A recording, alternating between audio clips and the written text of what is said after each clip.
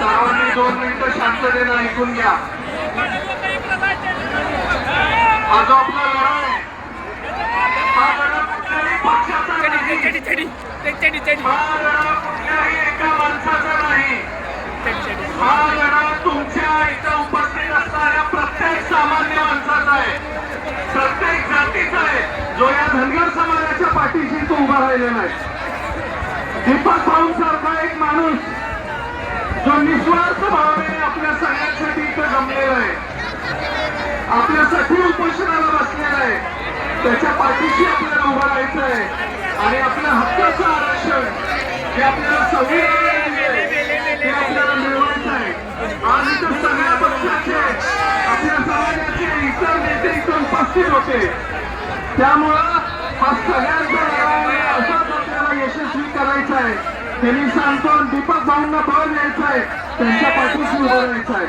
जय मल्हार, जय हिंद, भारत माता की, भारत माता की,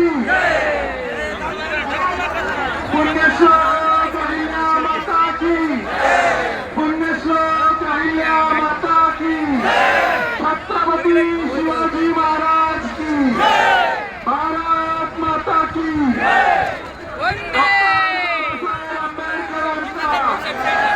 डॉक्टर बाबासाहेब आंबेडकरांचा. भैया पकडून ठेव, पकडून ठेवते आहे. एक जण आजूबाजू चालला तुम्ही बोला तू पकडून ठेवा.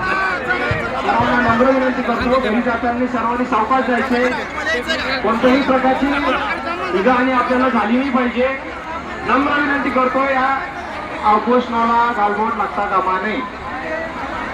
या स्टेजच्या राईट साईडची जे काही मंडळी इकडे पुढे जावं. आकडे आता तमाशात आले नाही, पुढे आपल्याला निघा लवकर. इतर महिलांना जागा मोकळी करून द्यायची आपल्याला. आपण बांधवांना विनंती आहे, आपण पुढे जावं. या प्रकाराचे तरुण मंडळी उपस्थित आहे, त्यांनी पुढे जावं लवकर. महिलांना जागा करून द्यायची आपल्याला लवकर.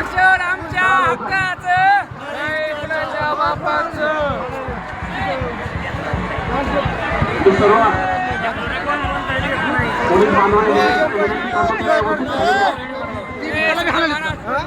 त्याला व्यवस्थित खाली घ्या.